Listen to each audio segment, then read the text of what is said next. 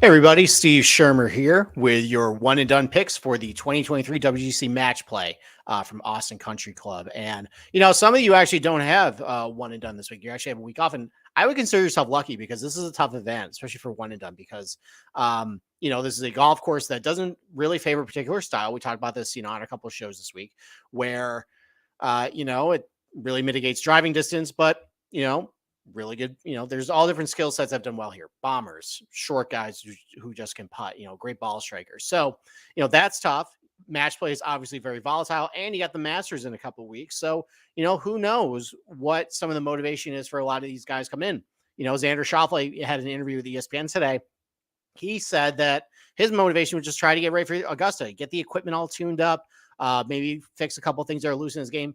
Doesn't really sound like a guy who's probably going to win. So, you probably got to look for somebody who maybe has some motivation to have a good finish, maybe get some momentum going to the Masters, or just go completely off the wall this week. So, with that, here's a couple picks to maybe help you in your one and done contest. So, let's say maybe you're really behind this year, and there's a lot of money on the line too. So if you really want to take a big gun, I'm not going to be doing that. But if you do, of all the big guns at the top, I didn't bet him because his number is really short, but I think Jon Rahm is going to come out and just do very well this week.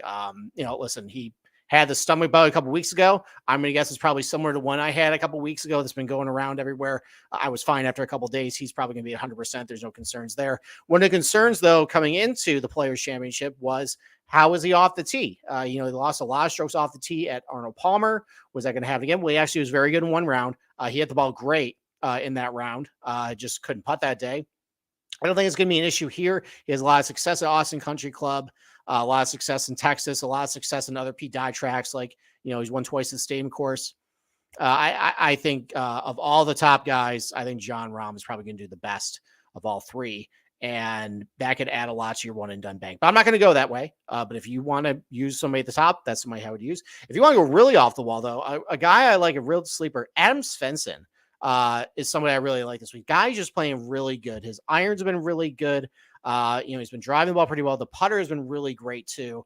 He's been a little up and down around the green, but he's shown some really good, performances in that area over the last 6 months or so. You talk about some golf courses where guys like Kevin Kisner has had success, or guys like Matt Kuchar. Those guys have had a lot of success at Austin Country Club. Well, Adam Svensson won the RSM. That's obviously a golf course a little more favorable to a shorter hitter.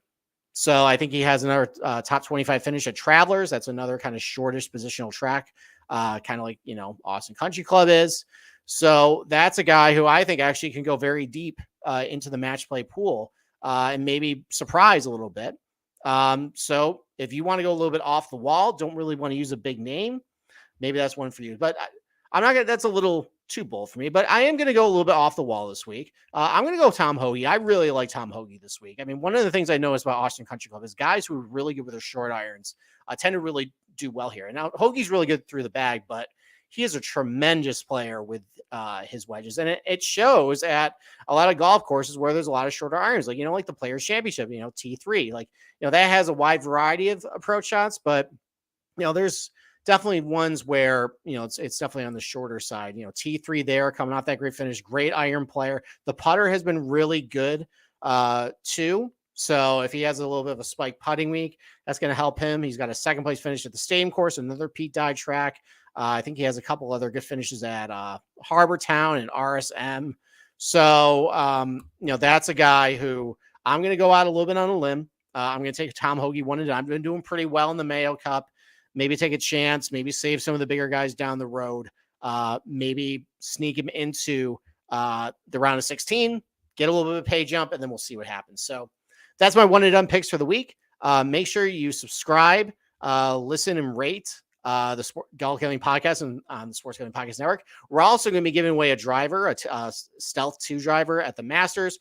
We have a little bit of a listener, contribution that we're running for our show. So essentially, if we get 20 new subscribers on YouTube, 20 Apple reviews, and 20 new ratings on Spotify, we'll give away that driver. So, if you help us out, we'll try to help out your golf game. We'll get back to you. We always appreciate all the great support that all the fans are giving us. So with that, good luck with your one and done picks and your bets for the WGC match play.